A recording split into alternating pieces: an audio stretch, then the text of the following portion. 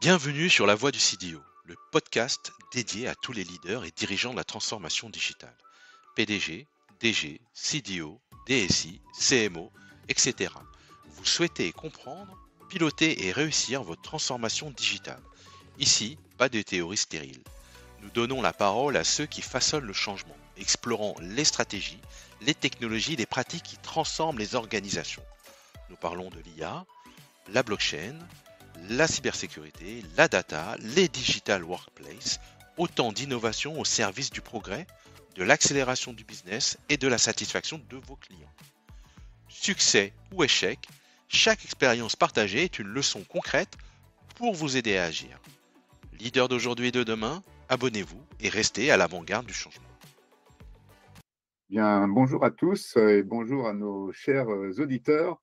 Nous voici dans ce 11e épisode de La Voix du CDO. Bonjour Dawson, Bonjour Miguel. comment vas-tu aujourd'hui? Ouais, très bien, très bien. Sous le ciel grisonnant de Bordeaux, Toujours à Bordeaux. toujours à Bordeaux. Bien, nous avions fêté notre 10e épisode le mois précédent. Oui, Notre podcast avance bien et aujourd'hui nous avons un invité qui est Pedro Abrantes, euh, entrepreneur, professeur, dans beaucoup de domaines tout au long de sa carrière. Et bien entendu, on va le laisser se présenter. Nous avions également une invitée qui n'a pas pu se joindre à nous. Donc, nous allons passer cette petite heure avec Pedro, qui a énormément de choses à nous raconter, une expérience très riche à partager. Et je pense que la discussion va être super intéressante. Merci Pedro d'être avec nous. Eh bien, écoute, si tu veux bien te présenter rapidement et puis pourrons commencer notre petit débat ensuite sur les sujets qui nous passionnent. Merci pour l'invitation. Donc, je suis Pedro Abantes. En synthèse, j'ai une carrière d'un peu plus de 30 ans maintenant, dans laquelle j'ai commencé par l'informatique parce que c'était le sujet qui était le plus chaud, peut-être le plus intéressant, fin des années 80, début des années 90. Et j'ai eu la chance d'avoir une mère qui travaillait dans le secteur et qui m'a très vite mis le pied à l'étrier sur ce sujet-là. Et je l'ai fait avec une intention de base qui n'était pas de devenir ingénieur développeur, mais de comprendre de quoi on parlait pour ensuite emmener ça sur des sujets plus liés à la vente et au management. Et donc très vite, j'ai quitté le développement. De toute façon, le développement ne m'aimait pas, il faut dire les choses comme elles sont, mais pour me tourner vers plutôt les métiers et de pouvoir appliquer finalement cette technologie qui à l'époque était la technologie nouvelle. Moi, j'arrivais dans des boîtes dans lesquelles il n'y avait pas de PC sur le bureau. On était encore au crayon, au papier et on faisait nos fiches à la main. Et donc, très, très vite, j'ai été amené à travailler sur des sujets de dématérialisation des processus humains, que ce soit pour l'industrie ou pour le tertiaire. Et j'ai fait une carrière assez longue en passant d'ingénieur d'affaires à PDG de structure entre, on va dire, 93 et 99. Et une carrière dans laquelle j'avais une position un peu particulière par rapport à mes petits camarades, c'est que j'aime bien rentrer dans les sujets assez profondément et comprendre pourquoi est-ce qu'on a besoin de ce sujet-là à ce moment-là et comment est-ce qu'on peut tirer le meilleur parti de ces informations. Et du coup, ça m'a permis d'être appelé par l'école qui m'avait formé, l'Institut des techniques informatiques, l'ITIN à Cergy, qui m'a demandé d'enseigner dès 97. Et du coup, j'ai pu transmettre énormément de choses à mes étudiants. Et très, très vite, je me suis orienté sur ce qui était aussi mon actualité. C'est-à-dire, au-delà de gérer des activités commerciales, j'ai commencé à créer des startups et accompagner les startups dans leur développement. Et ça a été mon sujet de prédilection depuis, grosso modo, 2000 jusqu'à aujourd'hui, avec à peu près moitié du temps en enseignement et moitié du temps en réalisation réelle de start-up. Voilà, résumé très rapidement une carrière que j'ai faite et que je continue à faire, parce que je pense que je vais encore avoir pour une bonne vingtaine d'années de travail. Oui, Et qu'est-ce qui t'a marqué le plus, du coup, justement, dans cette carrière, avec ce double aspect, l'entrepreneuriat, la création et la transformation, en fait, des entreprises que tu as pu suivre ou créer? Quel est ce facteur qui t'a le plus marqué? Parce que souvent, dans la transformation, justement, il y a le mot de transformation. Donc, on est en train de passer d'un état à un autre. Donc, comment arriver à accompagner ça ou à même initier cela? Avec le recul, je dirais qu'il y a deux choses qui aujourd'hui sortent du lot. La première, c'est que initialement, mais je ne jette pas la pierre, hein, on n'avait pas le choix. Initialement, les transformations ont été faites sur la base de la volonté du système d'information. C'est-à-dire que la DSI était le moteur de la transformation digitale. Aujourd'hui, avec le recul, je me rends compte que c'était une erreur que de faire comme ça, parce que très vite, on s'est mis à dos les collaborateurs. C'est-à-dire qu'on a forcé les gens. D'abord, on leur a mis un PC sur le bureau. C'était pas naturel d'avoir un PC sur le bureau et de devoir rentrer ces informations dans la machine. Et je me souviens très vite, j'étais encore même en alternance chez Nixdorf Computer lorsque j'ai créé une courbe qui est totalement inverse, qui montre d'un côté le besoin en niveau d'information de l'organisation pour sa survie, tout simplement. J'ai besoin de connaître les informations sur mon prospect, sur mon client, les informations dites tiers pour la comptabilité. Et on demande énormément, au milieu des années 90, aux équipes de vente, non plus d'avoir des fiches à la main qu'ils ont dans leur portefeuille qui correspond à l'historique du compte qu'ils suivent depuis des années, mais de transposer ça sur un outil qu'on va très vite appeler un CRM, et on va se délester de ces informations-là au profit de l'entreprise. Et ça, c'est un arrache-cœur pour la personne à la vente, parce qu'elle va partager quelque chose qui lui est propre, qui est dû à son travail. Donc, c'était quelque chose où j'ai vu des peines très difficiles chez les interlocuteurs. Et la courbe d'acceptation de donner ces informations, plus la courbe de demande d'entreprise est forte et plus la courbe d'acceptation est inversement proportionnellement faible. Alors, Et on je peux te arrive à un dire moment qu'il y a, donné, ouais, non, on a j'allais te dire qu'il y a plein de sociétés qui ont toujours ce problème-là avec mais bien très sûr, souvent on n'a rien qui résolu, hein. renseignent On n'a leur rien Salesforce. résolu. C'est ça, on n'a rien résolu. Le pire étant évidemment quand on voit arriver des choses liées à ISO 9000, au milieu des années 90, dans lesquelles on est dans une situation dans laquelle l'entreprise demande encore plus de processus bureaucratiques, beaucoup plus de papier, et ça, c'est au détriment du temps que l'humain pour des relations de confiance avec l'autre. Oui, Et c'est une catastrophe. On ne l'a pas du tout vu venir. oui, Pas du tout vu venir. Donc, on a imposé un certain nombre de choses aux collaborateurs. Le, on a forcé les gens à suivre le mouvement, alors qu'on avait énormément de réticence au niveau des services. Et je vous conseille la lecture d'un livre que je trouve génial de Bruno César, qui est La stratégie du projet latéral, dans lequel il explique, parce qu'ils étaient deux, il me semble, il explique que pour réussir les projets, on doit catégoriser les collaborateurs en 4 catégories en fonction de leur caractère. Et puis, on a dans les collaborateurs toujours ceux qui sont extrêmement réticents. oui. Après, sur la méthode qu'il utilise, je suis moins favorable parce qu'il dit il faut manipuler ceux qui sont totalement réfractaires en leur faisant croire que le mini-projet qu'on va mettre en place, pour eux, c'est le leur, alors qu'en réalité, c'est le nôtre, et que ce mini-projet, unique vocation, c'est de les amener à un moment donné à adhérer au projet le plus global. Oui. Donc, première conclusion, c'est on s'est trompé sur la méthode, on n'avait pas le choix, donc dont acte, il a fallu le faire, on l'a fait. La deuxième chose qui après coup, aujourd'hui, me paraît qu'on a simplement loupé, et c'est l'occasion pour moi de lancer des travaux dessus, c'est qu'on n'a pas du tout géré le fait que cette transformation digitale doit venir des métiers et qu'au sein des métiers, on peut avoir des gens qui sont dans une situation d'incertitude extrême et ils n'arrivent pas à la gérer. Oui. Et là, on se retrouve avec des gens qui naturellement vont tout faire pour que le projet n'ait pas lieu. Ils ont peur pour leur boulot. Il m'est arrivé dans un projet autour de 2008-2009, je ne sais plus tout à fait vraiment la date, mais pendant quelques jours, on a eu un service fiscal d'un pays voisin que l'on a bloqué. Ils se sont mis en grève, tout simplement parce qu'on a trop bien réussi la démat. C'était le Non. processus de remplissage des feuilles d'impôt. En France, ça existait déjà et c'était déjà en place à une autre échelle. Là, ils se sont dit, il faut qu'on aille vite. On fait faire la déclaration aux impôts, on la fait signer par celui qui fait sa déclaration. Ça fait un joli PDF. On a toutes les informations numériquement parlant à disposition.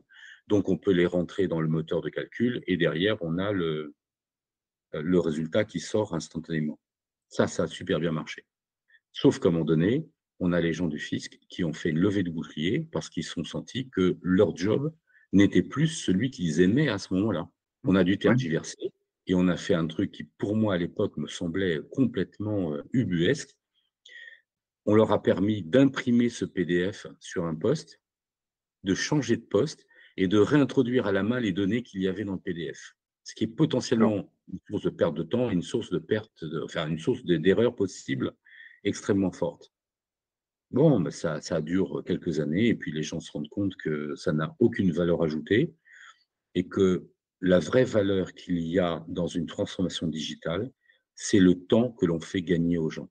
Lorsque vous avez des gens qui ont un sentiment d'être juste des scribouillards qui vont vérifier par exemple des notes de frais, alors que le taux de fraude en réalité il est tout petit, si vous arrivez à automatiser au maximum ce flux de transmission des frais et de prise en compte, vous libérez du temps aux gens Oui. pour qu'ils puissent prendre au téléphone ceux qui ont des vrais problèmes à résoudre. D'accord. Donc du temps individuel. Donc tu es en train de dire que c'est le retour sur investissement entre guillemets individuel, ici mesuré en temps, qui est un facteur essentiel en fait Oui. de la transformation. Et le résultat induit naturellement par ça, c'est que ça libère les, les acteurs. Ils ont finalement moins de tâches bureaucratiques à réaliser, donc ils ont plus de temps pour eux pour résoudre les vrais problèmes là où il y a de la valeur ajoutée humaine. Comparé de mon temps, ça n'a aucun intérêt de le faire à des humains. On a toujours su le faire informatiquement parlant, c'est une des bases de l'informatique. Donc aucun intérêt de faire 1 million de tâches à des humains sur une année si elles n'ont pas de valeur ajoutée. Donc simplifions les processus humains, traitons automatiquement les informations pour leur libérer du temps, c'est pas pour leur enlever du travail, c'est pour les libérer de tâches qui n'ont aucune valeur ajoutée et leur laisser du temps pour qu'ils puissent régler les vrais problèmes qui ont besoin de neurones humains. Et de Ouais. prendre le téléphone et d'avoir un client au bout du fil et lui dire, dites-moi ce qui vous arrive, on ne comprend pas ce qui vous arrive, dites-moi réellement là où est le problème et est-ce qu'on peut le résoudre. Oui. Alors, ce qui sont parfois un peu contradictoires avec effectivement le fait que d'un autre côté, on nous rajoute aussi, ou on rajoute aussi de plus en plus de contraintes néanmoins administratives. Tu parlais d'ISO 27001, je crois, tout à l'heure, etc., de contraintes en permanence qui finalement, même si on gagne du temps d'un côté, ben, on en repère de l'autre à devoir prendre en compte un certain nombre de processus additionnels. Moi, j'ai subi dans les années 90 l'arrivée de ISO 9000, qui à l'époque nous a été imposé. Ce n'était pas une volonté de notre part d'y aller, c'est que nos donneurs d'ordre nous demandaient d'être ISO 9003 de mémoire, parce qu'on faisait du service, parce qu'eux-mêmes voulaient être complètement dans la compliance d'ISO 9000. Et tant que tu restes sur tes produits, tu arrives à un certain niveau, mais à un moment donné, il faut que tu intègres les gens qui travaillent pour toi en sous-traitance dans le process. Et ça a été comme ça. Donc, j'ai fait ISO 9000. Plus récemment, j'ai fait Calliope dans les établissements d'enseignement dans lesquels j'interviens. Je ne vois pas de qualité issue de ces processus-là. Et c'est ça qui m'embête. C'est-à-dire que je vois beaucoup de bureaucratie qui demande des preuves de réalisation de quelque chose. Donc, on donne une preuve que ça a été fait. On ne voit pas si la qualité de ce qui a été fait est là ou pas.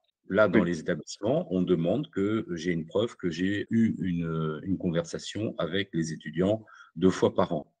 OK, j'ai un document qui démontre qu'il y a un dialogue, qu'il y a des réponses à certaines questions. Est-ce que l'étudiant se sent mieux après? Est-ce que le directeur de campus a plus d'informations qui lui permettent d'agir sur les endroits où il y a des vrais pain points pour l'étudiant? Eh bien, c'est pas évident. Oui, alors que Polyopie est normalement là pour justement garantir plutôt la qualité des formations, parce que c'est un Bien label sûr. normalement qui est fait pour trier Normalement, justement entre les bonnes et les mauvaises formations. Donc. c'est ça et malheureusement, c'est aussi comme tout système normatif à contrainte, un système que l'humain adore contourner. Oui. J'ai été auditeur qualité, je voyais l'effervescence qu'il y avait dans les bureaux et puis je suis plutôt quelqu'un de très carré, de très dur sur, l'audit quand je fais un audit. Je voyais les commerciaux courir dans les couloirs parce qu'ils se rendaient compte que là, j'allais débarquer dans le bureau et qu'il fallait qu'ils me montrent l'intégralité de leur dossier parfaitement réglé avec tous les documents qui vont bien à certains moments, les PV de recettes, etc., etc. Ce sont des éléments juridiques nécessaires pour la facturation, nécessaires et indispensables pour une facturation. Si tu les as pas, à un moment donné, tu ne peux pas poursuivre le processus de dialogue avec ton client. Donc, ça pose un vrai problème. Je les voyais courir dans le couloir. Je savais ce qui se passait. C'est-à-dire qu'à ce moment-là, on est en train d'aller imprimer rapidement des documents qu'on a plus ou moins faits. Et je me souviens, c'était très cocasse. Le jour de l'examen, on avait truffé le bureau où étaient les auditeurs de micro. Et on avait l'équipe support avec en tête le DG qui était dans une salle à côté et qui écrivait les documents au fur et à mesure qu'on se rendait compte qu'il manquait un document dans le classeur des documents types. Oui. Hmm. Et voilà, est-ce que c'est ça la qualité qu'on attend en termes de justification? Oui, le document est là, mais c'est pas un vrai document. C'est pas une intention ancrée dans l'humain. Alors, excuse-moi, je viens de penser que, parce que ça, c'est de la digitalisation pour moi, en fait. C'est pas Bien de la sûr, transformation digitale, hein, du coup, hein, oui, c'est c'est de juste la pour c'est de rebondir la là-dessus. digitalisation, c'est on transforme un Un document qui process. théoriquement est papier en document, numérique Oui, pour une utilisation ultérieure. c'est ça. Mais du coup, quelle différence entre digitalisation et transformation? Est-ce que tu as des exemples de vraies transformations, bah, du coup, plutôt réussies, hein, que tu pourrais partager avec nous, qui Ouais, montrent quand même que cette transformation, elle est quand même possible, parce que bon, depuis 40 ans, notre monde a évolué drastiquement grâce au digital et à toutes les révolutions qu'on a connues. Donc ça veut dire quand même qu'il y a un moteur et un facteur de progrès, j'ose espérer, dans tout ce que l'on fait. Et donc, quels sont, d'un point de vue transformation, mais vraiment transformation, hein, parce que je crois que tu as des expériences dans ce sujet qui sont vraiment frappantes et positives, du coup. je vais revenir sur celle où tout à l'heure que j'ai commencé à exprimer. Pour être très très précis, un process qui existe tous les ans et qui est remis à zéro tous les ans. C'était pour la maison des examens d'Arcueil, dans laquelle on faisait à l'époque le suivi des distributions de copies du bac aux enseignants qui étaient là, qui avaient été nommés pour corriger des épreuves du bac. Donc, il y avait distribution des copies qui ont été faites par les étudiants, récupération des copies par le directeur d'établissement et gestion des frais. Des frais, c'est grosso modo un peu plus de 2,5 millions de frais par an qui sont distribués aux enseignants pour faire le suivi des épreuves. On est sur un processus qui, à un moment donné, était déjà digitalisé en partie, mais qui posait un vrai problème parce que on commençait les épreuves autour de mi-avril et on emmenait les épreuves à peu près jusqu'à septembre pour les épreuves orales les plus tardives. Donc ça veut dire que les enseignants donnaient leurs fiches de frais et l'enveloppe de leurs frais dès qu'ils avaient quasiment terminé, même si on a un pourcentage d'enseignants qui refusent de donner leurs frais, ils considèrent qu'ils ne sont pas à être payés sur ce type de choses. Mais le problème, c'était un problème de trésorerie, puisque les derniers payés, les derniers remboursés, l'étaient en juin de l'année suivante. Donc déjà sur le nouvel exercice. sachant que l'exercice fiscal, enfin, l'exercice comptable au niveau de l'administration se termine au 15, est bloqué au 15 novembre. Donc, au 15 novembre, on est censé avoir tout réglé, les paiements doivent être faits, et là, on était sur quelque chose qui clairement ne fonctionnait pas. Ce qu'on a transformé, c'est, on s'est rendu compte que les enseignants étaient nommés dans un établissement et pour le bac, étaient nommés dans un autre établissement. Donc, on avait quelque chose qui était une variable non aléatoire, bien connue, qu'il suffisait de calculer une fois pour toutes, et on a calculé toutes les distances entre établissements. Pour ceux qui circulaient en voiture, l'enseignant n'a plus besoin de faire son calcul lui-même. Ensuite, on s'est rendu compte que les fiches de frais, en réalité, n'étaient jamais réellement vérifiées à l'unité près. Et que mathématiquement, on avait moins de 4% de taux de fraude. Autant dire qu'il y avait des erreurs, mais ce n'était pas de la fraude volontaire. Il n'y a pas de tentative de fraude massive sur ces éléments-là. On a dû faire passer, et pour le coup, nous, on a été sur un rôle extrêmement en amont et épatant sur cette partie-là. On a dû faire passer un décret qui a éliminé la nécessité de transmettre ces frais. C'est-à-dire qu'on a fait confiance aux enseignants en leur disant, les kilomètres, on sait comment ils sont parce que c'est normé, hein, c'est une map qui donne exactement la distance. Vous nous dites, j'ai eu des nuitées, on a le moyen de savoir s'il y avait besoin ou pas de nuitées. On avait juste en réalité besoin des frais de bouche, savoir est-ce que vous avez eu un petit déjeuner, un dîner sur place. Donc ça a réduit drastiquement le nombre de frais, plus besoin d'avoir les fiches de frais. Mais comme on parle de l'État, évidemment, de l'administration centrale, il a fallu un décret pour éliminer l'obligation de collecter du papier qu'on ne lisait pas. Et puis derrière, évidemment, quand c'est comme ça, on a cette capacité, puisqu'on a des données connues, de les transférer depuis la meilleure personne qui les a, l'enseignant. Il y a une règle de base en GED, c'est la personne au bout de la capillarité des acteurs qui a la donnée. Donc, c'est à elle de faire l'intrant dans le système. Donc, elle fait l'introduction des données dans le système. Moins il y a d'intervention humaine dans la suite, moins il y a de possibles erreurs. Donc, on automatise la majorité des processus et puis on arrive au résultat qui est l'envoi de la somme due dans le système de mémoire Keops de paiement, de trésorerie, qui fait que le lendemain, la personne est payée. Le lendemain, d'accord. Le lendemain. C'est-à-dire pas 2, 3, 6 mois après. C'est le lendemain. Ce qui veut dire que fin septembre, quand toutes les épreuves sont passées, définitivement, allez, la grande majorité, 90% des enseignants sont payés. On a résolu complètement tout le système. Et le vrai avantage, là, encore une fois, parce qu'il faut se rappeler que ce projet qui s'appelait Stéphanie a eu des déboires énormes. On a fait la une de l'Humanité, je crois que c'est l'Humanité, dans lequel ça disait Stéphanie ne fonctionne pas, c'est une gabegie, ça ne marche pas, aucun intérêt. Moi, ce dont je suis très fier, c'est que sur la dernière année où on était sur ce projet-là, en 2011, j'ai les mêmes syndicalistes qui, au départ, étaient contre, en réunion de projet, nous ont dit « Merci, messieurs, vous avez changé nos vies. De petits scribouillards qui vérifions des notes de frais sans aucun intérêt, juste parce qu'il fallait le faire. Aujourd'hui, vous nous avez donné du temps et de la liberté. Nous avons le temps de prendre un enseignant qui a un vrai problème au téléphone et de résoudre avec lui son problème. » Et là, ça change la vie des gens. Quand on fait ça, on change la vie des gens. Alors, entre deux, il peut y avoir des cas dans lesquels, oui, vous avez 200 commerciaux qui vont être mis dans d'autres fonctions parce qu'avant, on leur demandait de faire le tour des stations-service et d'aller prendre les commandes à la main et d'avoir évidemment un contact de proximité avec le directeur de la station-service ou la personne en charge de la station-service. Mais en réalité, si vous leur mettez une interface à disposition, ils sont tout à fait capables de faire leur commande d'approvisionnement tout seuls.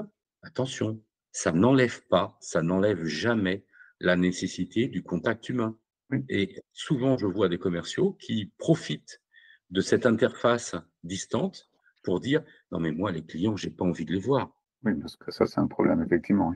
Surtout pour ces Et, commerciaux. et c'est un vrai problème philosophique Oui, quand j'ai des commerciaux qui me disent, nous, on ne veut plus dialoguer avec les clients, c'est trop compliqué, c'est tout plein de bonnes raisons que je n'assume pas. Et de l'autre côté, quand j'ai des acheteurs qui me disent, mais nous, on trouve tout ce qu'on veut sur Internet. Non, oui, vous avez juste pas compris que les messages qui sont sur Internet, c'est des messages marketing qui ont été réellement pensés au mot près pour vous séduire. Ça ne veut pas dire qu'il y a un engagement de la société derrière sur le sujet. Ça ne veut certainement pas dire que le commercial, quand vous aurez un problème, il sera là au bout du fil et qu'il vous prendra pour résoudre votre problème. On est sur des relations humaines, on est sur du commerce. Le nombre de petits jeunes que j'ai eu en formation qui voulaient faire du e-commerce et qui oubliaient que dans e-commerce, il y a le mot commerce, oui, donc relation à l'autre, mais c'est impressionnant. Ah, ils veulent faire du cash, mais ils oublient que ça reste une relation avec un autre humain dans lequel il va falloir le convaincre, il va falloir, et moi dans les challenges que je préférais, c'est de vendre des choses plus chères que mes concurrents. Il va falloir convaincre à un moment donné que vous avez la solution, que cette solution, certes, elle est plus chère que celle de votre voisin, mais il y a des bonnes raisons à ça. oui, Et quand vous arrivez à vendre et que le gars, à un moment donné, se dit je me suis peut-être fait avoir, mais qui prend son téléphone et qui vous appelle en disant là, on a un problème, et que vous avez une équipe qui se bouge derrière et qui fait peut-être 20 bornes pour venir sur place, comprendre le problème et le résoudre, eh bien ça, vous gagnez un client à vie. Et oui, quel que soit le service, hein, parce que souvent, évidemment, on parle de la DSI la plupart du temps, mais même la DSI, vous ne pouvez pas rester dans votre tour d'ivoire, ne pas prendre un fonctionnel au téléphone qui vous dit j'ai un problème, ça marche pas. bien sûr, hein. Et Oui, l'humain est fondamental, ouais. Oui, le nombre de nos collègues qui sont dans leur tour d'ivoire, sont super contents d'avoir ce rôle de DSI. Et quand vous avez un fonctionnel qui se plaint, il dit: «Oui, mais c'est très compliqué, vous savez, ce que vous demandez là, ça va demander beaucoup de temps, mais c'est pas possible». C'est pour ces raisons-là qu'en 99, quand j'ai quitté mon poste de directeur de BU, j'ai monté Linux at Business, qui était réutilisation de code qui avait été fait par des structures pour répondre à des besoins d'autres structures. En mode SaaS, à ce moment-là, on invente le mode locatif. Enfin, on n'invente pas, parce en réalité, il existait déjà. On a juste remis au goût du jour le modèle locatif d'applicatif. On a oui, intégré 70 applications ensemble pour que les fonctionnels puissent dire, OK, là, j'ai le sujet qui répond à mon besoin. Je vais pouvoir le commander sans passer par l'informatique, puisqu'évidemment, on est en mode soit ASP, soit SaaS, en fonction de où se trouve le serveur qui va le faire tourner. Mais quelque part, on s'extrait des contraintes des services informatiques qui, à l'époque, quand même, étaient hyper rigides. Et dès qu'on demandait quelque chose de neuf, c'était des délais à 6 mois, 1 an. oui. Rigide ou englué partent très souvent dans les problèmes de maintenance de l'existant, parce que c'était, voilà, Ouais, il y a un Le très manque de beau mot. budget aussi. Il y a aussi Il y a, peut-être problème de le manque de budget aussi, budget. hein.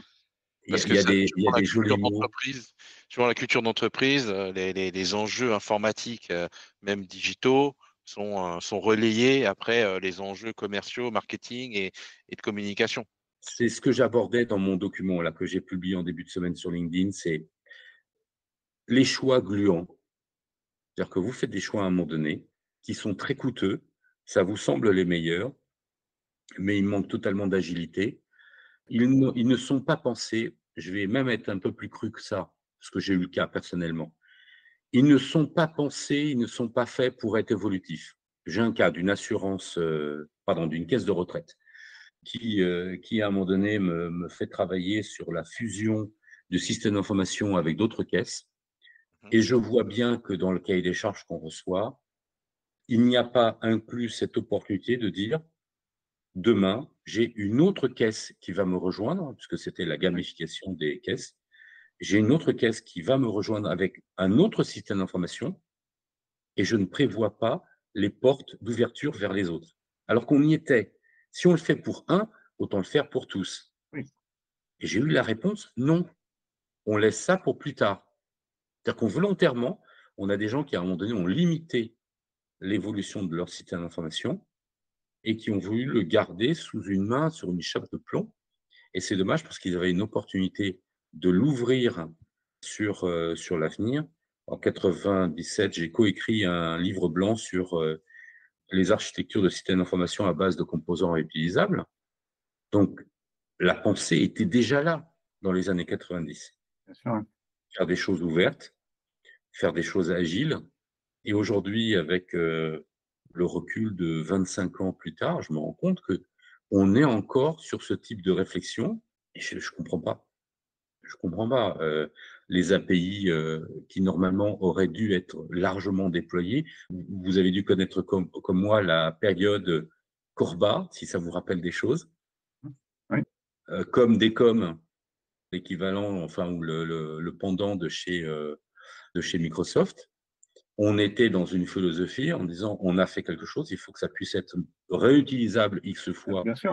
pour que l'investissement soit rentabilisé et que derrière le dialogue inter-application ne soit pas un dialogue d'application écrite en dur, parce que dès qu'on veut changer quelque chose, on est bloqué, on ne peut pas, alors qu'un système nerveux d'entreprise, et là le mot m'échappe, mais ça va me revenir, dans lequel vous avez un bus de communication dans lequel chaque application n'a qu'à gérer une demi-interface avec ce bus, permet une plus grande facilité, je vais le dire comme ça, parce que c'est quand même pas simple, une plus grande facilité à faire évoluer un module du système d'information et de pouvoir effectivement le faire évoluer. Avoir un système d'information qui est là aussi pour des raisons comptables en France, ce qui n'est pas vrai dans d'autres pays, notamment anglo-saxons. Le fait de devoir immobiliser pendant au moins 10 ans le coût d'un système d'information a fait que vous n'avez pas les mains libres pour, au bout de 3 ans, dire OK, on a fait, on a essayé, c'était pas le bon, notre activité a évolué, donc il faut qu'on fasse évoluer le système d'information. Quand je crée une startup, je commence à imaginer le système d'information par l'organigramme. C'est-à-dire que ce n'est pas le système d'information qui va imposer sa façon de voir à l'organisation, c'est l'organisation qui a besoin à certains endroits d'informations critiques. Donc, c'est elle qui doit driver le système d'information. Si le système d'information n'est plus en état de permettre ou d'aider ou d'être le support du développement de l'activité, il faut en changer. Oui, après, je trouve ça super intéressant. Après, je trouve que ces dernières années, l'enjeu des investissements d'infrastructures ou d'outils informatiques a un coût d'entrée qui a été divisé par plus de 1000. Évidemment. Il y a 20 ans, c'était vraiment une barrière à l'entrée. Effectivement, quand il y avait des coûts d'investissement sur des serveurs ou des technologies, c'était vraiment des développements from scratch. Aujourd'hui, il y a énormément de solutions en ligne pour reprendre un ouvrage qu'on aime bien avec Miguel, qui est The World is Flat. On a accès à un ensemble d'outils, d'add-ons à travers le monde, hein. Lorsqu'on a un besoin, on peut considérer que cette idée, elle a été déjà développée dans un autre pays, que ce soit sur un outil ERP ou CRM ou d'infrastructure. Et on le voit, moi j'ai suivi beaucoup les enjeux CRM, Salesforce qui était une solution très fermée, qui s'est ouvert avec Salesforce Exchange sur des modules complémentaires, comme tu disais à juste titre, qui avaient juste à acheter un plug and play, sur lequel on se retrouve avec des modules sur lesquels la qualité du module n'est pas au rendez-vous, hein. On est encore dans du marketing et du commercial, hein. On achète un module en pensant que ça va résoudre tous les problèmes, puis en fait en l'installant, on se rend compte qu'en fait c'est très très loin de l'attente qu'on en avait. Donc heureusement qu'il y a des freemiums. Et ça s'est généralisé. Après, Oui. les enjeux de l'APIsation des outils, moi, je considère que c'est encore récent. Pour moi, c'est encore moins de 10 ans. Je dirais même moins de 8 ans. Je crois qu'il y avait une décision qui, contre les banques, hein, notamment pour l'open banking, qui disait en fait, il va falloir créer les API rapidement. Je crois qu'un des premiers à cette position, je crois que c'est Société Générale qui avait sorti 500 API dans l'année pour pouvoir permettre à d'autres entreprises d'y avoir accès. Ça a été forcé et contraint par le législatif. C'est là que c'est dommage. Voilà, et c'est là où on peut penser qu'il y a il y avait, une résistance à l'ouverture, parce que c'était je crois qu'un autre modèle économique, que les grands, des grands éditeurs de logiciels américains avaient, c'est que, comme Salesforce, comme beaucoup d'outils, c'est que, c'est fermé. Une fois que vous êtes chez moi, vous pouvez pas sortir. Mmh. Bien sûr. Ça a C'est une été, façon de bloquer le client chez soi. c'était une manière de bloquer le client. Moi, à cette époque-là, j'ai eu beaucoup de gens qui étaient chez Salesforce. L'idée de faire une migration sur un autre outil était quasiment, réinvestissement massif en centaines, voire en millions d'euros. Alors Rien n'a qu'aujourd'hui, changé. il existe plus en plus d'outils de migration, hein, tout de même, hein. J'avais établi un Hors certain nombre de custom, règles. hors custom, ouais. Quand j'avais créé Linux Lab Business, j'avais établi un certain nombre de règles autour de cette activité-là. Et la première, c'était nous sommes tiers de confiance. La deuxième, c'est Au sens juridique du oui, label?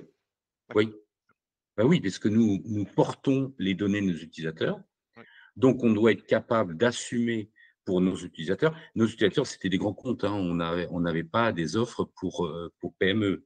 C'était Après, vraiment du. je partage pour nos éditeurs, la notion de tiers de confiance est un label, étatique qui définit que la structure a mis en place tous les systèmes de sécurité nécessaires qui justifient l'accréditation du label de tiers de confiance. Moi, j'avais Mmh, travaillé sur le sujet en 2018. À titre d'information, il y avait une sorte de flou entre la CNIL et l'ANSSI qui définissait les règles du cahier des charges du tiers de confiance, quelles étaient les institutions, les consultants qui pouvaient donner, quel était le cahier des charges pour dire que c'était tiers de confiance. Donc on ouais. avait, à l'époque, j'avais extrait la liste des tiers de confiance, pour vous donner un ordre d'idée, pour les auditeurs, c'était, la gendarmerie, ministère des finances, de la justice, la poste, qui, avaient déjà mis en place à mi-chemin entre la cybersécurité et effectivement le label d'entreprise. Effectivement, le label tiers de confiance, et c'est pas juste un terme, on pourrait Mmh dire, mh, mmh. il est tiers de confiance au sens contractuel du droit commun. C'est vraiment un label qui garantit que l'entreprise a mis en place tout un système de sécurité. Bon, c'est pour les À l'ép auditeurs que je à précise. l'époque à l'époque, quand je crée, en fait, on était parti sur un business plan, entre, on va dire, mi-octobre et mi-novembre de 99. Et dans une nuit de novembre 99, on se rend compte que, le nombre de sociétés de services liées à Linux sont trop importantes. Tout le monde voulait faire du Linux à l'époque. Tout le monde voulait créer une SS2I Linux.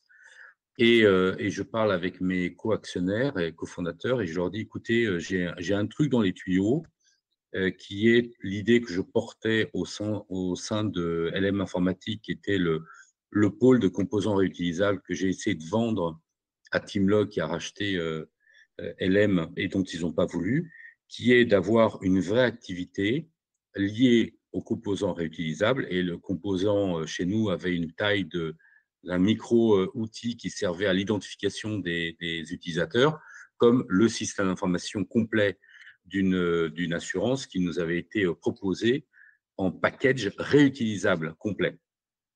Et là, je leur dis: «Il y a un moyen de faire évoluer le marché en ayant l'intégration d'applications qui sont écrites par des éditeurs différents, avec des langages différents et avec un flux régi par, à l'époque, voilà, c'est le terme, c'est ESP, donc le bus de communication ESP qui, à l'époque, n'existait pas tout à fait encore, était dans les mentalités, mais on le faisait à la mano avec un workflow.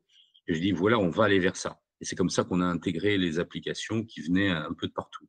On en a quand même intégré 70, hein, dans cette verticale, métier. Et donc j'établis qu'on doit être un tiers de confiance, donc on porte les données d'activité de nos clients. Si demain, mon outil s'arrête, l'activité commerciale de mon client s'arrête. Je n'ai pas le choix. Oui. Et j'ai eu le cas en 2005.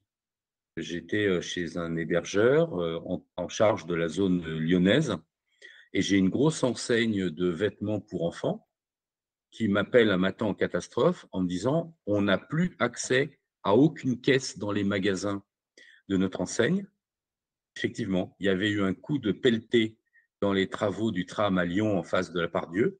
et il venait de casser la fibre qui était au pied de notre immeuble et qui reliait les serveurs qui étaient à côté de mon bureau pour nos clients. Mais là, on a un réseau de magasins de franchise de cette marque qui ne peut plus travailler. C'est ça. Et on se rend compte à ce moment-là que oui, on a euh, un modem comment dire, en liaison. Ah mince, je trouve plus le terme. C'était pas de la DSL, c'était une autre en 64 bits. Évidemment, c'était loin. RNIS, hein. RNIS, merci. Oui, Le oui, c'est vieil ça. RNIS, On d'accord. avait, on avait un modem, on avait deux modems qui étaient en réalité en parallèle.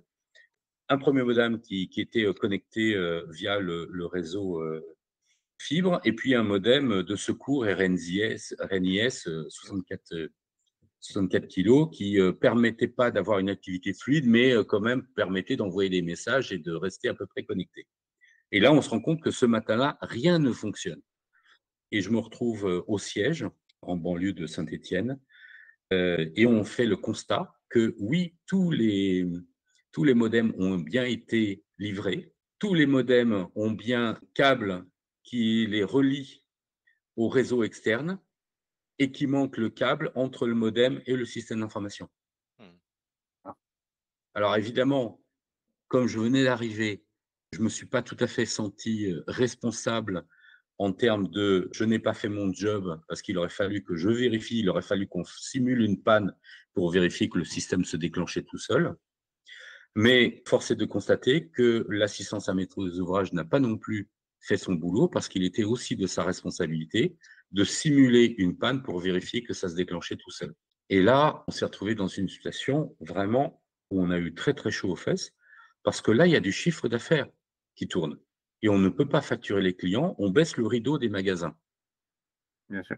Donc, on est tiers de confiance parce qu'on assure les données de notre client, on lui assure qu'elles ne seront pas perdues, qu'elles ne seront pas altérées et qu'elles resteront parfaitement alignées dans nos serveurs, que personne ne pourra venir les scruter, les analyser et en tirer quelque chose.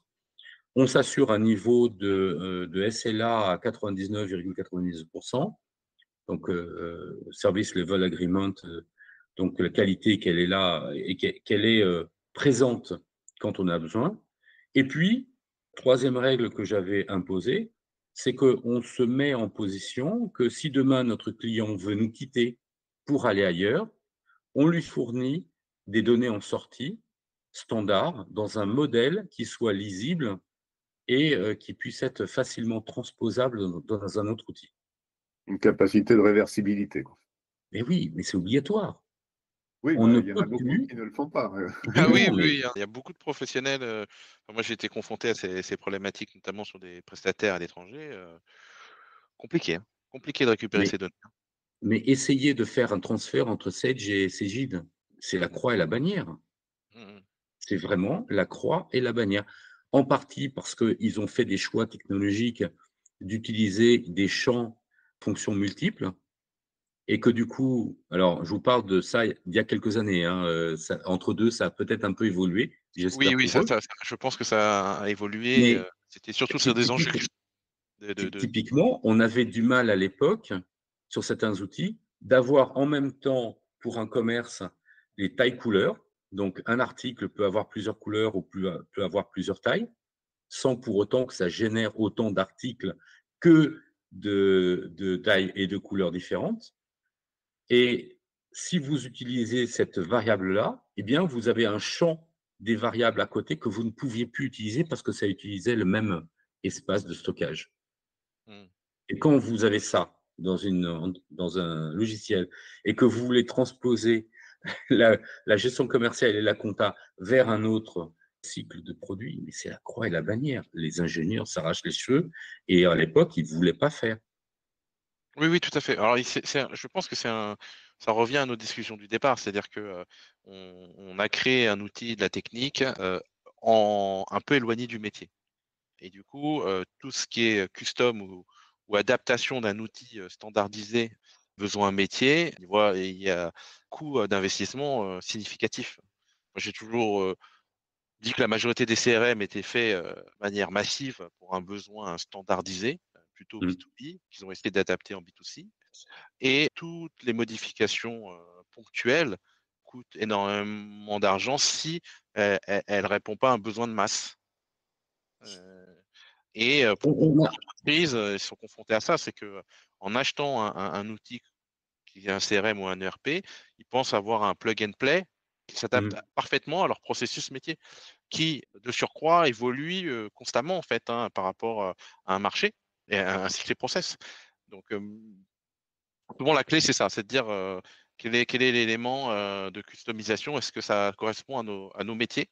Donc on part du métier et puis après on va étudier les différents outils qui existent sur le marché et s'ils répondent aux besoins. j'ai eu la chance d'être appelé sur un projet dans lequel on avait, 50 des ressources informatiques sur ce projet-là.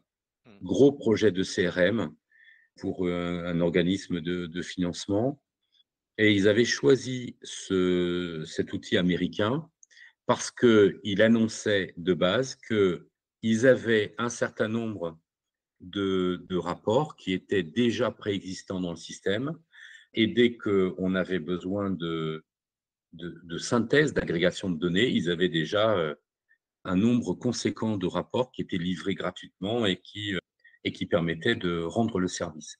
La réalité de la chose, un an après le début du projet, c'est on a développé, écoutez bien, 2000 rapports complémentaires avec Crystal Report pour répondre aux besoins réels du client.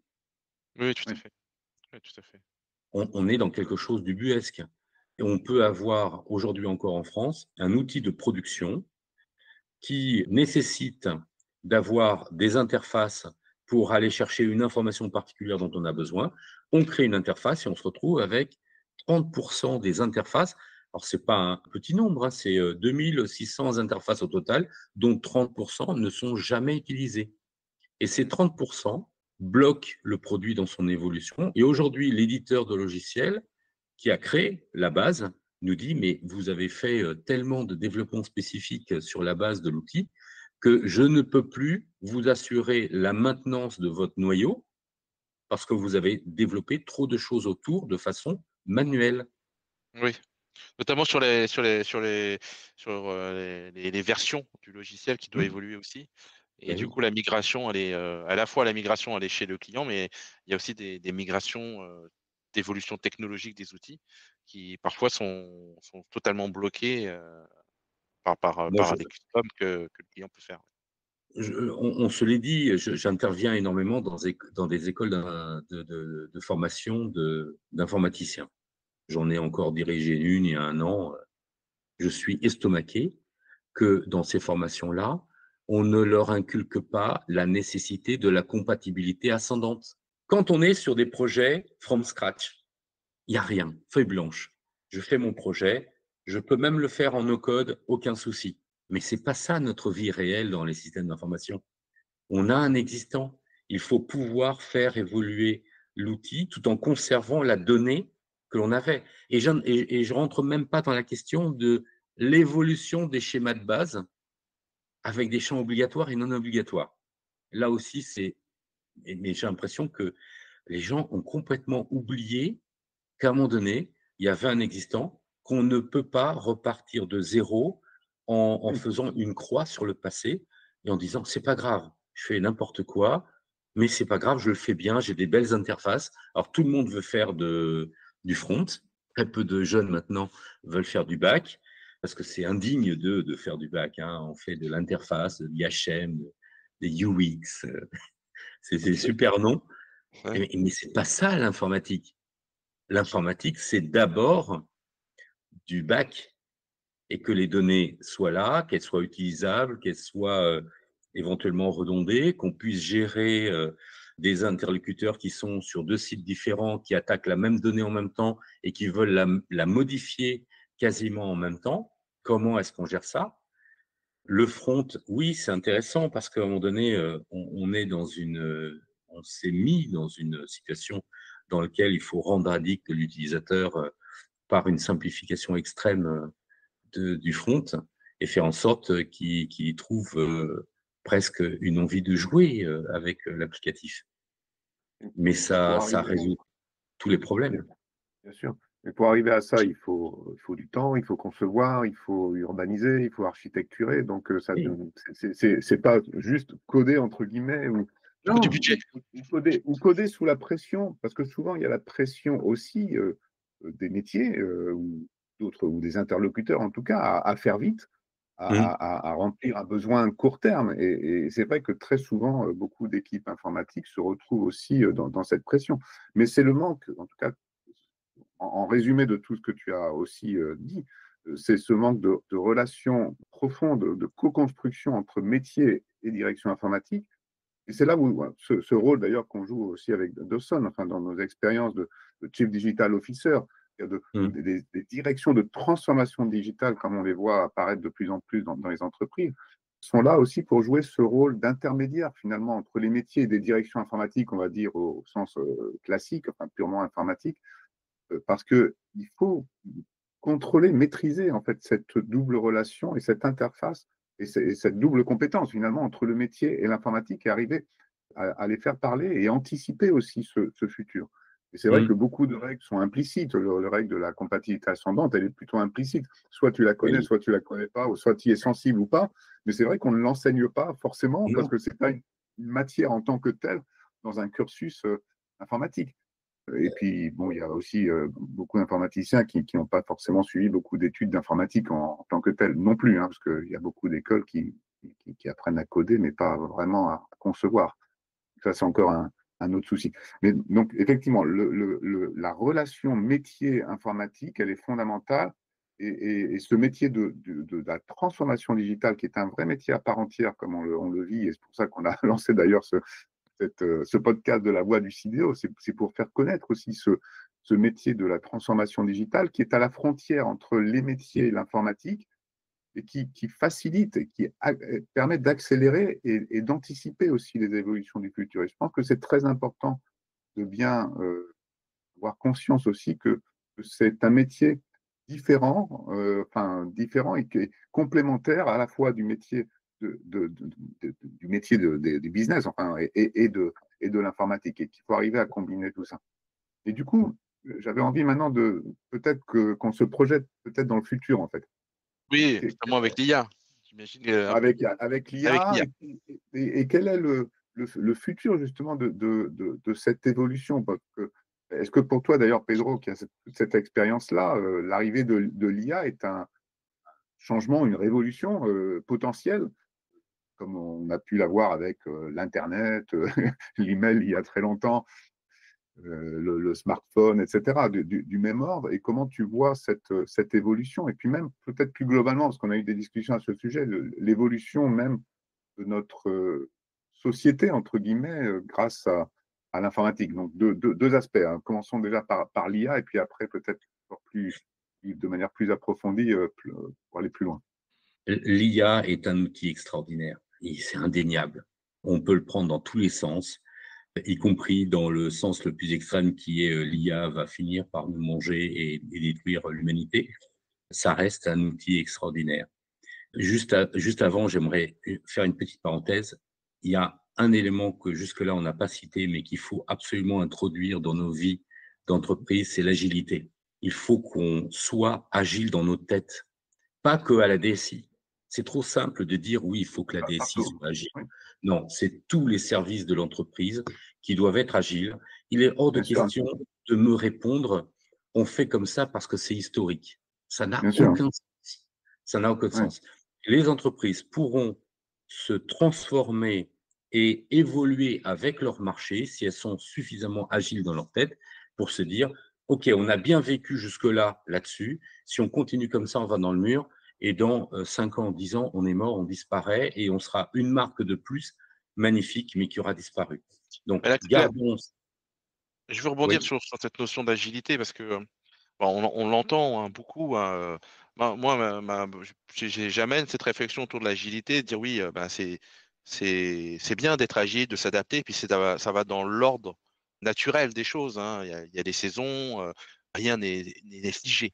Il faut s'habituer au mm, changement constant. mm, Maintenant, l'agilité au sein d'une entreprise, c'est comment on la gère, comment on la manage. Parce que Tu parlais du début de l'insécurité que peuvent avoir les collaborateurs par rapport à ça. Donc, il y a une partie de cette population qui ne seront pas agiles. La question, c'est qu'est-ce qu'on fait de ces gens-là? Comment on les accompagne? Comment on les manage? Comment on les gère? Parce qu'il y a encore cette question-là. Dans l'hyper connectivité, l'hyper rapidité, l'hyper agilité, si je permets, pour reprendre le terme d'un ami qui s'appelle Eric, bah, cette hyper agilité, comment on la manage en fait? Comment on la manage au sein des entreprises dans un environnement économique un peu difficile, on va dire, est passé par des moments difficiles, donc je n'ai pas trop d'inquiétude sur ça, rebondira. Maintenant, comment on manage les gens qui n'ont pas cette agilité? Alors, j'ai décrit une recette qui est la mienne, qui vaut ce qu'elle vaut, qui commence par désaturer les cerveaux de nos collaborateurs. C'est-à-dire qu'on simplifie les processus pour que nos collaborateurs puissent se dégager de toutes les tâches sans valeur ajoutée, qu'on leur impose. À partir de là, ils ont du temps pour réfléchir. Ils sont dans le métier, ils sont ces extrémités capillaires de l'activité au sein des plus bas niveaux de l'activité. Ils voient des améliorations possibles dans leur activité. Et d'ailleurs, la plupart du temps, ils contournent les règles avec leurs propres règles locales. Je me souviens très bien d'un projet dans lequel on livre, c'est la réunion d'annonces, de la mise en œuvre, de l'outil avec tous les collaborateurs. Et puis tout d'un coup, j'ai une main qui se lève au fond de la salle et qui dit Monsieur, ils sont où les post-it?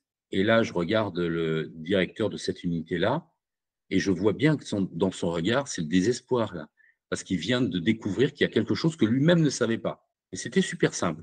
Les gens recevaient les courriers le matin, il y en avait un qui, par tour de rôle, ouvrait le courrier, voyait de quoi ça parlait, mettait une lettre en fonction de la lettre sur le post-it, c'était mis dans une bannette et c'était envoyé à un spécialiste. C'était une règle qui était que locale, entre 5 personnes, et qui leur permettait d'optimiser leur temps. Bon, en 2.2, on a réouvert notre outil, parce qu'à l'époque, on avait une plateforme MDA qui nous permettait de conceptualiser ce qu'on voulait et ça générait le code.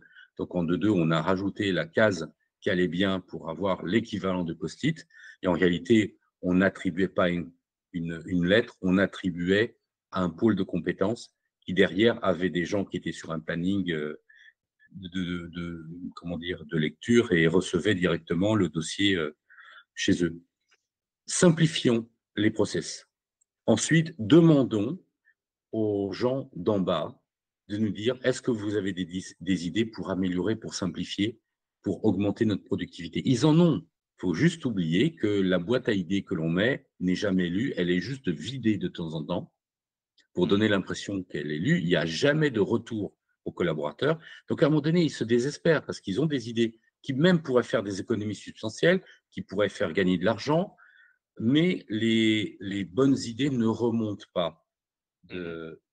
Ma découverte de cette année 2024, c'est l'outil Synapse Core et je ne fais pas de pub évidemment pour eux, mais ils ont trouvé le moyen, et ça va rejoindre la question de l'IA, de mettre en place une plateforme qui permet de questionner tous les collaborateurs, de générer des fiches de solutions chez les collaborateurs. Et là, on a un exemple magnifique. Une grosse entreprise, plus de 10 000 collaborateurs, ils ont généré 70 000 fiches d'idées à prendre en compte. Et quand il m'a dit, le PDG m'a dit 70 000 fiches, dans ma tête, je me suis dit, mais ça va être un travail de fourmi pour classer tout ça. Il me dit, non, on l'a classé en 90 minutes. En 90 minutes, on a donné une pondération aux fiches de ce qui était super intéressant et qu'il fallait faire tout de suite à ce qui était beaucoup moins intéressant et qu'il faudrait regarder plus tard. Et regroupement peut-être par thématique. Voilà, ils ont fait des thématiques. C'est ça, ils ont fait des regroupements par thématique. Et puis derrière, le truc qui est très sympa dans cet outil, c'est que vous avez le suivi de l'idée dans sa démarche intellectuelle de prise en compte. Est-ce que c'est réaliste ou pas? Jusqu'à ce qu'à un moment donné, l'IA soit là et tu lui dis, OK, propose-moi un plan de déploiement de cette idée. Et là, l'IA, qui a beaucoup déjà analysé des projets et des fiches, propose une trame de déploiement possible pour cette idée. Donc, on est bien dans l'IA outil que l'on utilise au quotidien pour se soulager d'un certain nombre de tâches qu'on aurait pu faire. On aurait pu imaginer ce plan de déploiement, mais en réalité, un plan de déploiement, c'est quasiment toujours le même. C'est quoi l'intérêt de devoir le refaire à la main et le réécrire à la main? Oui, peut-être pas à la main, mais c'est vrai qu'il y a peut-être des paramètres qui ne sont pas pris en compte, c'est-à-dire les ressources humaines ou les ressources financières qui peuvent impacter le plan d'exécution dans le temps et dans les étapes. Ben, là, ce que Oui, je vois, c'est qu'on va y arriver à l'automatiser. Ouais.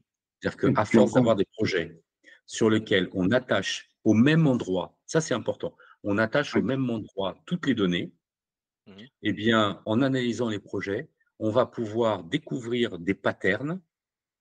Tel projet, c'est ça, avec ça, telle ressource, en nombre, en qualité, et tel budget. Mhm. Et c'est pas nouveau, hein. Une start-up qui appartenait à une grosse assurance, en 2007, ils ont décidé, pour réduire leurs frais de remboursement à leurs clients et améliorer le temps entre j'ai un accident, je fais l'expertise, j'ai ma voiture réparée, je la récupère, le temps étant de l'argent. Ils ont fait une start-up qui s'appelait à l'époque jecommande.com, qui était destinée aux garagistes. Le garagiste recevait la voiture, faisait son expertise, donc il avait un devis, l'expert passait. C'était le début où on commençait à photographier les accidents, enfin les voitures accidentées avec des photos numériques. Si le devis était confirmé par l'expert et si le devis était positionné dans le système avant 16 heures, le garagiste était sûr de recevoir ses pièces, pour peu qu'elles soient en stock, le lendemain à 7 heures du matin dans son garage. Et derrière, on réduisait très fortement le temps d'attente de la personne pour avoir son véhicule réparé, donc moins de location de véhicules de remplacement. Du fait de cette mise en commun de toutes les commandes, on a eu une baisse très significative du prix des pièces chez les constructeurs, vraiment très significative, Oui, parce que oui. là, on l'effet de masse, jusqu'au moment où on s'est rendu compte qu'il restait dans nos cartons quelque chose qu'on appelait à l'époque des systèmes Oxford ou des moteurs d'état fini, qui permettaient de vérifier le contenu du devis. Mhm. Est-ce que cet accident-là, qui donne ces dégâts dans la voiture, correspond bien au devis qui m'a été proposé par le oui, garagiste? Mhm. Et Après, là, on est en capacité de dire, voilà la description de manière simple de l'accident. OK, on sait tout de suite dire, voilà ce qu'il va falloir changer. 99%, c'est ça. Voilà le prix que ça va coûter de façon optimisée. Est-ce que le devis qu'on nous propose est en relation ou est-ce qu'on est face à un escroc qui est en train d'essayer d'arnaquer quelqu'un? d'accord. Ça existe depuis 2007, hein.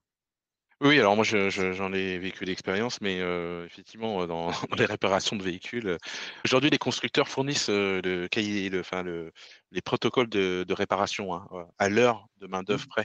C'est-à-dire Bien sûr. le changement d'une courroie coûte temps et le temps de main d'œuvre ils considèrent que c'est 2 heures. Donc Ben oui. voilà. Après il y a des plateformes qui ont été créées qui permettent effectivement de pouvoir s'assurer que le garagiste sur lequel on est emmené par la dépanneuse de l'assurance est dans les clous en termes de budget. Mais bon, c'est pas encore. Il y a quand même pas mal de dérives, puisque dans mon expérience, je suis passé d'une facturation à 2500 à 700 euros quand même, hein, de décalage entre deux Non, mais garages. tous les jours, on en a des comme ça.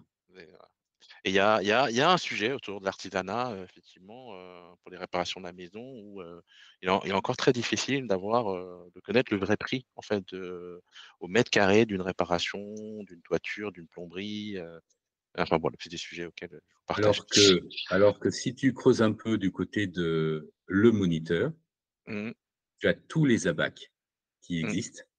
Ils existent depuis 30 ans ou 40 ans. ouais. Tu as tous les prix en fonction des réparations qu'il faut faire, que ce soit une construction ou une réparation, Mmh mh. au mètre linéaire, au mètre cube. Tu as tous les volumes avec des prix qui sont mis à jour tous les jours. Mmh. Et Sage j'avais racheté à une époque, début des années 2000, un outil qui était un outil destiné aux entreprises d'artisans du BTP, qui permettait de faire leur devis Mmh. avec justement ces bibliothèques de produits pré-enregistrés. Et comme un Lego, ils montaient leur devis sur la base de OK, j'ai besoin de faire un mur, donc qu'est-ce que j'ai besoin pour le basement? Qu'est-ce que j'ai besoin pour monter le mur, le grillage, les briques, et comme ça, tu montais un devis complet à base de ce que tu avais besoin, y compris la force humaine pour le faire, et tu étais en capacité de livrer quelque chose qui se tenait au niveau de la personne physique en face, qui pouvait comprendre ce que ça correspondait et pourquoi le prix était à ce niveau-là. Toutes les données existent. Maintenant, il faut juste une volonté pour à un moment donné dire, OK, allez, je paye l'accès à la base de données du moniteur, j'ai toutes les lignes disponibles et je monte un moteur en ligne pour les personnes physiques qui ont envie de faire quelque chose. Je fais un peu de pédagogie à la Leroy Merlin pour expliquer ce qu'il faut dans ce type de réparation ou d'aménagement. Et on bouge des cases et on dit, OK, j'ai 10 mètres linéaires de mur à faire. OK, ben voilà, 10 mètres linéaires, ça vaut tant au final. Vous faites faire des devis. Vous voulez des professionnels qui sont capables de devis. OK, ben vous envoyez ce qui a été votre imaginaire de devis. Le prestataire regarde, met en, comment dire, met en jeu ses propres connaissances et l'état de l'art en disant, là, vous avez mis ça, mais en fait, vous avez oublié tel et tel élément, donc je le rajoute. Ou là, vous avez choisi ce matériau, mais je vous conseille plutôt celui-là qui a d'autres propriétés beaucoup plus intéressantes et je vous les explique. Et vous avez un devis et vous savez, à un moment donné, ce qu'est le juste prix pour ce type de prestation et vous pouvez comparer. Enfin, vous pouvez comparer 2 ou 3 devis différents. Il y a encore plein de choses à faire qu'on n'a pas fait.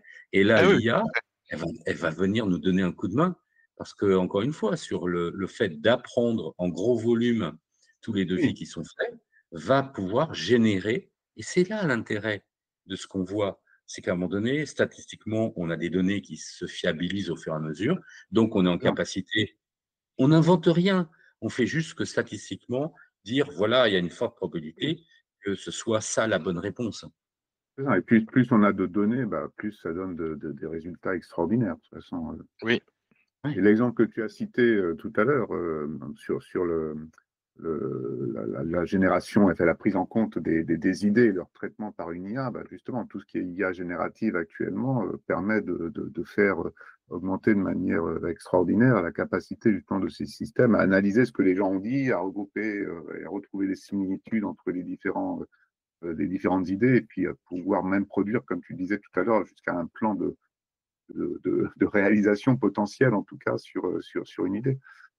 Qu'est-ce que tu utilises au quotidien, toi comment l'IA générative a transformé ta propre pratique, soit Alors, à titre personnel dans tes entreprises ou tes je activités? je suis pas forcément le meilleur acteur à prendre en exemple parce que j'essaye d'utiliser beaucoup de choses simplement pour rester à jour et quand je donne un cours, de pouvoir donner plusieurs Ah, visions de ce qui est possible. Aujourd'hui, en ce moment, j'utilise beaucoup Copilot de Oui, Microsoft parce que c'est la simplicité, il est là. J'utilise aussi pas mal Gemini de Google. Gemini est capable de me sortir une liste de prospects mondiaux sur une thématique particulière. oui, d'accord, Et ok, ok, c'est intéressant. intéressant. Évidemment, pour jouer, parce qu'on joue beaucoup dans la vie, mes étudiants qui vont beaucoup plus vite que moi à inventer des choses se sont mis à utiliser des IA et évidemment ChatGPT, mais pas que, pour produire des textes. Donc, j'ai fait comme eux. Je me suis mis dans la peau d'un étudiant en disant, voilà, j'ai besoin de sortir un mémoire sur tel sujet. Qu'est-ce que tu peux me sortir? Effectivement, en moins de 15 minutes, j'avais 70 pages de mémoire sur une thématique qui m'est très chère. Alors, l'avantage de bien maîtriser le sujet, c'est qu'on peut oui, pointer du doigt les c'est éléments ça. qui vont pas. Erreur, exactement. Euh, et en dehors du fait que maintenant, on arrive à détecter des patterns dans la réponse de l'IA sur les documents qui nous permet de détecter si c'est quelque chose qui a été fait par l'IA ou pas. Mhm. Mais comme on pouvait détecter le plagiat il y a quelques années, et on arrive, je me souviens d'un de mes étudiants qui m'avait dit au mois de janvier, Monsieur, vous nous confirmez que on a le droit à 20% de plagiat. J'ai dit non, non, non, non. Au-delà de 2% max, vous serez sanctionné. Donc, c'est 2% max, c'est pas 20. Mais ils sont très forts pour essayer de contourner les règles. Donc, moi, ce que je constate, c'est que l'IA, en ce moment, produit des documents qui sont à peu près du niveau licence 2 ou 3, L2, L3, qui sont des documents essentiellement descriptifs, dans lesquels il n'y a aucune remise en cause, dans lequel souvent c'est une grande introduction en réalité. Ce que j'appelle moi une grande introduction, c'est que vous avez 60 pages qui correspondent à ce qui devrait être 10, 20 pages d'introduction pour qu'on comprenne bien quel est le sujet, où est-ce qu'on est et quels sont les acteurs sur le sujet. Après, toute la partie remise en cause n'existe pas et la partie conclusion est encore d'assez mauvaise qualité. Parce que sur Copilot et sur, sur Gemini, c'est ça? Pas que, il y en a d'autres. Que, En général, tu veux dire. en général. En général. Copilot aujourd'hui, alors je devais le faire avec Gemini sur mon téléphone, donc je l'ai installé, mais je ne l'ai pas encore mis en route. Copilot me sert à avoir, comme un Gemini Croquette là, sur ton épaule, et tu as une idée, tu lui poses une question, et il va te donner une synthèse. Là, hier, je voulais, parce que je peux pas vous les montrer, mais en fait, je suis entouré de bouquins, presque comme Dawson derrière lui, là, dans son image. Ma réalité, là, c'est à peu près ça, autant de bouquins que ça. Et hier, je regarde la pile, et puis c'est 2, 3, 4, 5, 6, 7, 8, 9, 10, 11, 12, 13, 14. C'est les bouquins que je suis en train de lire en ce moment. Celui-ci sur la liberté en entreprise, qui est un must-have, il faut absolument le lire. Ah oui, Isaac Getz, oui, Liberté et compagnie, oui, bien sûr. C'est tellement déconcertant qu'il faut le relire tous les 3 ans pour rien oublier et l'utiliser. Et puis hier, je me suis dit, bah tiens, ça fait longtemps que j'ai pas regardé ça. Le bouc émissaire de René Girard, parce qu'évidemment, dans nos entreprises, on a un peu la facilité, à un moment donné, d'avoir des gens qui servent de bouc émissaire pour cacher nos propres erreurs. Et je suis toujours étonné lorsqu'il y a quelqu'un dans l'entreprise qui justement sert de bouc émissaire, et ça me gêne énormément, et j'essaie de ne pas laisser propager cette ambiance dans les services. Et donc hier, je me suis dit, ouais, j'ai besoin de me remémorer ce qu'il y a dedans. J'ai demandé à Copilot de me sortir une synthèse. Il m'a sorti une synthèse en l'équivalent d'à peu près 2 pages de texte A4, avec les 4 points essentiels et l'essentiel par idée de ce qu'était sa thèse de base. Et voilà, j'ai gagné énormément de temps. Énormément de temps. Je ne sais plus combien de pages ça fait, parce que c'est écrit petit, mais ça fait 300 pages. Voilà, j'ai économisé 300 pages en 2 minutes et demie, où j'ai eu un résultat complet, synthétique, agréable à lire, avec des références en plus qui se tiennent. Là où il y a quand même un bémol que je mets, c'est que les réponses que j'ai eues, en tout cas ces derniers jours, sont souvent des interprétations de quelqu'un qui interprète le texte. Donc, on a une interprétation d'une interprétation. Je trouve que ça commence à faire beaucoup. Alors, je te rejoins sur ça. Je suis assez d'accord sur ça. C'est que les dernières synthèses ou dernières requêtes, je trouve que la qualité a vachement dégradé. Moi, j'utilise beaucoup de ChatGPT 4o, Mistral et Claude. Je compare, hein, comme toi. Hein, je pense que on serait simple sur ça. Tu m'as donné envie de tester Copilot, mais c'est assez surprenant. C'est assez surprenant, ouais, effectivement. Je trouve qu'on arrive moi, de mon constat, de mon usage quotidien, on arrive à un petit plafond de qualité de rendu. Peut-être pas sur les peut-être parce que je ne pousse pas encore les usages, mais sur mon usage au quotidien, je trouve qu'il y a une sorte de plafond. En fait, on arrive à un service qui est relativement limité, je trouve, aujourd'hui. Ben, quand on l'utilise de façon assez régulière, on voit qu'il y a des limites. C'est-à-dire, quand on est dans le mode « j'ai pas de connaissances », je pose une question, il me sort quelque chose qui se tient, ou en tout cas intellectuellement comme ça a l'air de se tenir, et il me sort une réponse, et qu'on n'a pas les moyens de remettre en cause la réponse, c'est merveilleux en réalité. En réalité, c'est merveilleux. Sauf que ça induit derrière une posture de l'utilisateur qui est je fais moins travailler mon cerveau, j'ai moins besoin de la mémoire, la mémoire, c'est un vrai sujet de civilisation. Alors, on en Non, mais reparlera, oui, effectivement, c'est un je vrai suis sujet totalement de d'accord. civilisation. On a complètement perdu Totalement. la pratique d'entraîner la mémoire, qui est un muscle. J'en suis le premier. J'ai été traumatisé par les poésies pendant mon enfance à l'école primaire. J'ai un poème qui est pour moi la sainte horreur, qui s'appelle, je crois, Les petits oiseaux, où tu répètes, je crois, 50 fois petits oiseaux dans la poésie. Horreur, horreur, je sais. Alors que ma fille, elle, elle lisait une fois le texte, elle te le répétait comme ça, avec l'intonation, hein, l'intonation directe. Moi, incapable de faire ça. Incapable de faire ça. Mais je me force, hein, je me force à apprendre par cœur les discours et à faire en sorte que l'intention prime même sur le contenu de certaines parties du discours. Et du coup, là, on a quelque chose qui te sort un résultat qui semble intéressant, répondre à la question, faire le job. Et si tu ne fais pas l'effort, toi, de le remettre en cause, tu peux livrer quelque chose qui est faux. Oui. C'est ça qu'il faut apprendre aux étudiants ou à nos enfants et à cultiver, effectivement. C'est Ouais. cette capacité à prendre Esprit ce critique. recul et l'esprit critique qui va avec, forcément. Hier, dans un dîner en ville, on discutait justement de l'utilisation de l'IA pour les juristes. Oui, Et notre réflexion était de dire, OK, quand tu fais appel à un gros cabinet, tu as un senior qui est mis en face de toi, qui prend tes requêtes et qui va te facturer très largement sa prestation, qui en réalité est transmise en interne à 4-5 juniors qui sortent de l'école tout frais moulu et qui vont mouliner pour sortir le résultat. Sauf que ça a un intérêt. C'est-à-dire que pendant 4-5 ans, ils vont faire ce job de mouliner les textes pour sortir les bons textes au bon moment et ils vont apprendre le métier. Et ensuite, soit ils montent dans la hiérarchie en devenant associés, seniors et autres, soit ils montent leur propre cabinet.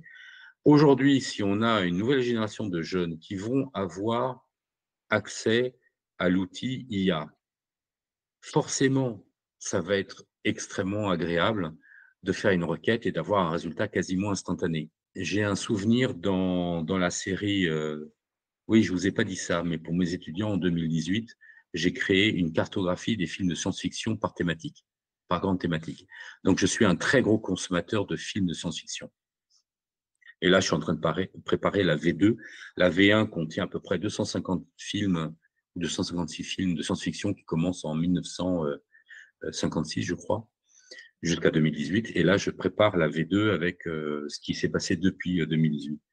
Vous avez quelques séries du type Real Humans, dans lesquelles on aborde cette question de l'humanoïde avec une vraie intelligence.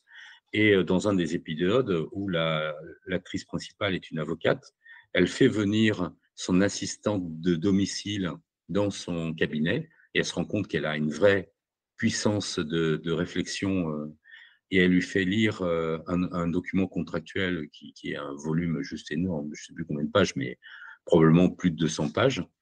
Et en moins d'un quart d'heure, elle relève les clauses qui sont contradictoires dans le document, celles qui posent problème réellement, celles auxquelles il faut s'attacher, en moins d'un quart d'heure, ce qui humainement est impossible à faire. oui, c'est ça. Et on a eu des invités dans des épisodes précédents qui nous ont dit exactement cela, c'est-à-dire qu'une intelligence artificielle d'aujourd'hui va permettre d'aller éplucher 3000 documents dans un énorme procès à toute vitesse pour trouver les contradictions qu'il peut y avoir, ce que, bien entendu, les humains vont mettre un temps considérable à pouvoir faire.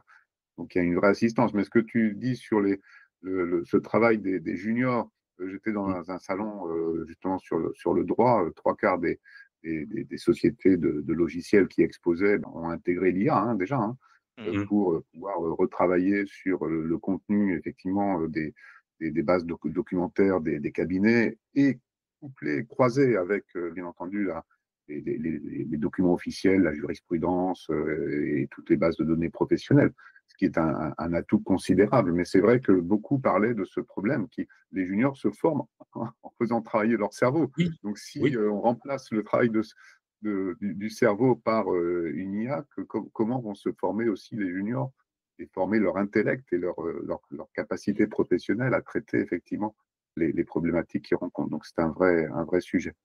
L'entreprise est un acteur de l'intégration de l'humain dans la société.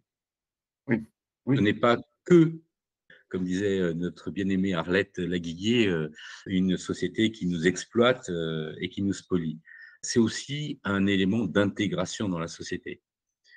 Un des risques que je vois avec l'IA, c'est qu'effectivement, on va avoir des outils qui sont extrêmement performants dans une certaine mesure et qui vont permettre d'aller vite, au détriment d'efforts de l'humain, donc d'autonomisation de l'humain dans sa capacité. Demain, s'il n'y a plus d'électricité, on aura beau crier après les IA, on n'aura pas de réponse, hein. non, Ça c'est sûr. Dans mon cours que je prépare sur le post-apocalyptique, donc plus d'électricité, plus de force motrice pour aider l'humain, je reviens aux techniques avant le XVIIIe siècle, les meilleures techniques avant le XVIIIe siècle, pour permettre à une civilisation de repartir avec des connaissances de base qui leur permettent la résilience et permettent de survivre dans des conditions qui ne seront plus les mêmes qu'aujourd'hui. oui. Alors, c'est S'il n'y a plus passionnant. d'électricité, l'IA, vous avez beau… et au pire, hein, plus d'électricité dans votre téléphone mobile, vous avez beau crier après votre téléphone mobile, vous n'aurez pas la réponse de l'IA. Il ne se Donc, à passera un pas moment donné, grand-chose. il faut pouvoir quand même être humainement autonome. Puis l'autre élément que je vois, c'est que on est basé sur quelque chose qui existe, qui est lisible sur Internet.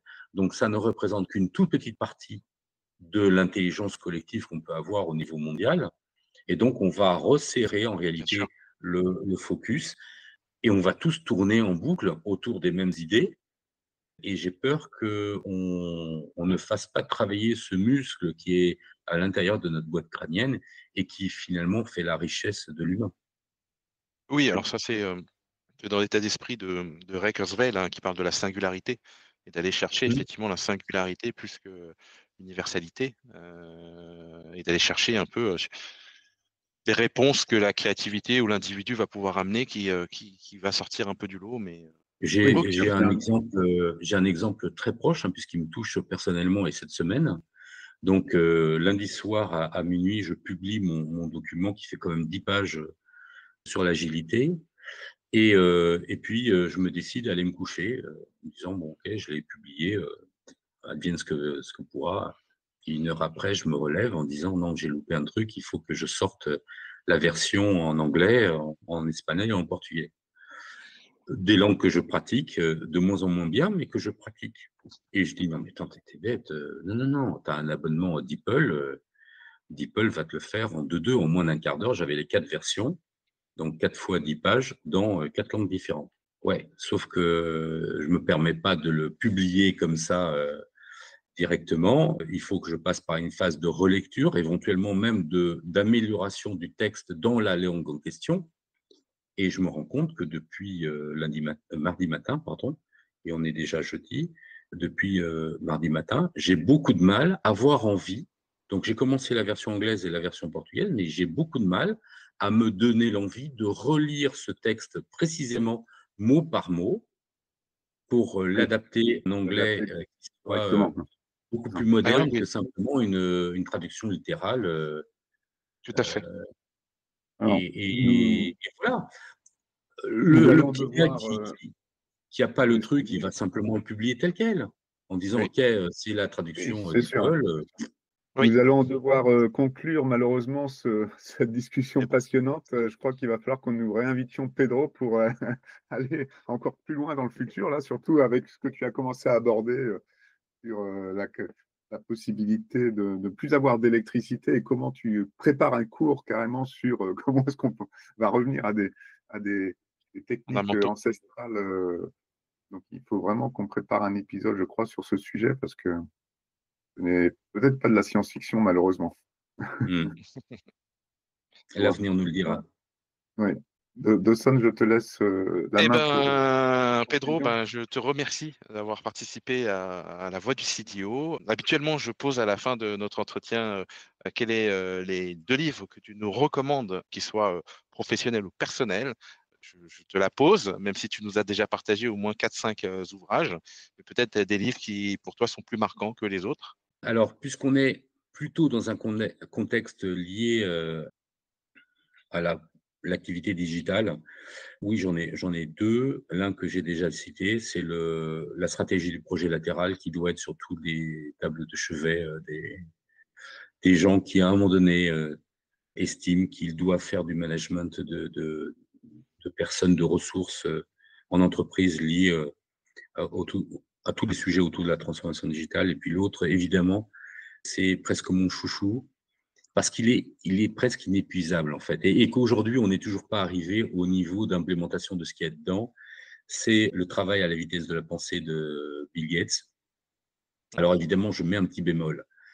Dans la première partie, vous faites l'effort d'éliminer toute la publicité pour Microsoft.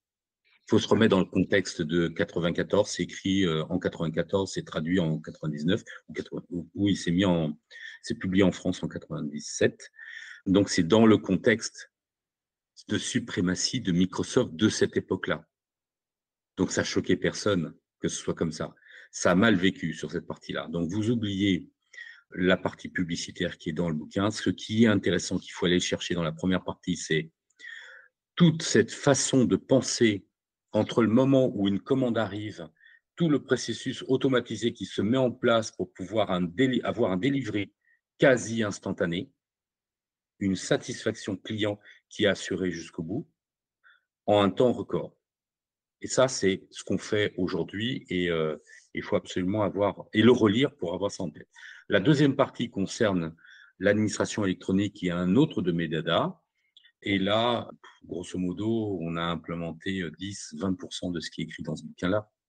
Donc, si vous voulez un peu savoir ce qu'il nous reste à faire, voilà, il y a plein d'idées intéressantes dans ce bouquin. Ok, merci Pedro, je vous remercie. Merci Miguel pour cet Merci à épisode tous. très riche et passionnant. Nous aurons le plaisir de réinviter Pedro pour un autre épisode, pour qu'il nous partage encore son expérience avec un grand plaisir. Et je vous dis merci. Merci À beaucoup, bientôt. bonne journée à tous, à bientôt. Bonne journée.